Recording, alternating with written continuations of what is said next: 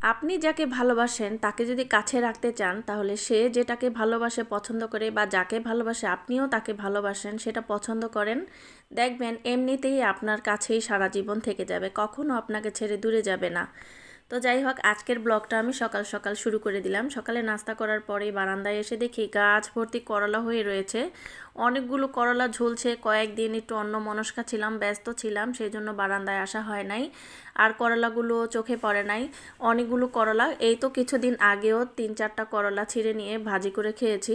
তো ভাবলাম করলাগুলো পেকে যাচ্ছে, কয়েকটা করলা কেটে নিয়ে আজকে একটু আলু দিয়ে ভাজি করি। তো আজকে কিন্তু আরও অনেক মজার মজার রান্না করব, অবশ্যই আমার সাথে থাকবেন। তো গাছ ভর্তি করলা ঝুলছে, সেটা আপনাদেরকে দেখাচ্ছি। কোন চিপায় চিপায় যে করলা হয়ে আছে আমি নিজেও জানি না। তো এই যে করলা গাছটা বেয়ে বারান্দার অন্য প্রান্তেও চলে গেছে, সেখানেও করলা ঝুলছে। আলহামদুলিল্লাহ, আমি কিন্তু আরও 2-3বার এখান থেকে করলা খেয়েছি। আর এই করলা গাছগুলো আমি একদমই নিজে লাগাই নাই। তো এই যে দেখেন কোথায় করলা ঝুলছে।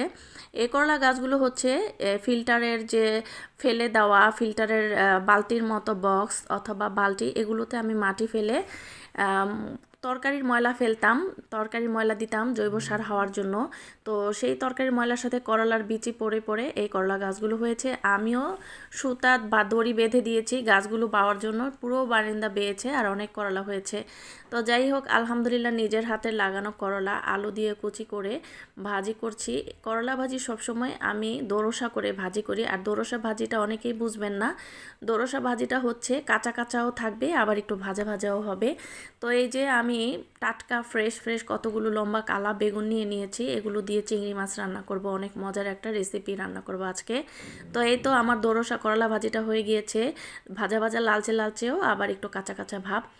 তো আজকে হচ্ছে বোত্তা শাক রান্না করব। বোত্তা শাকটাও পেঁয়াজ রসুন শুকনো মরিচ দিয়ে বাগার দিয়ে দিলাম। আর এটাকে অনেক এলাকায় বাইত্তা শাক বলে, এটা হচ্ছে আলু খেতে হয়।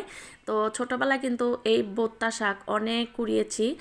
ফ্রক পরতাম, ফ্রকের টোফরে করে, যে আমাদের এলাকায় টোফর বলে, ওইখানে আমি এই শাক কুড়িয়ে অনেক বান্ধবীরা মিলে বাসায় নিয়ে আসতাম। তো যাই হোক, অনেকগুলো চিংড়ি মাছ ফ্রিজে এনে রেখে দিয়েছিলাম। আমি চিংড়ি মাছ সবসময় আস্তই ফ্রোজেন করি, যখন রান্না করি তখন কেটে ধুয়ে পরিষ্কার করে রান্না করি। যেই পরিমাণ লাগবে সেই পরিমাণ আমি পানিতে ভিজিয়ে নিলাম। একটুখানি বরফটা ছুটলেই আমি এগুলোকে ভালো করে প্রসেসিং করে কেটে বেছে নেব রান্না করার জন্য। আর চিংড়ি মাছের মাথায় কিন্তু ময়লা থাকে, এটা অনেকেই জানে না, যার কারণে ময়লা সহই রান্না করে খেয়ে ফেলে। অনেকেই কিন্তু জানে না, এখন অবশ্য ইউটিউবে ফেসবুকে ভিডিও দেখতে দেখতে অনেকেই জেনে গেছে। তো মাছগুলো আমি এইভাবে হাতেই সুন্দর করে কেটে পানিতে ধুয়ে ভালো করে ফ্রেশ করে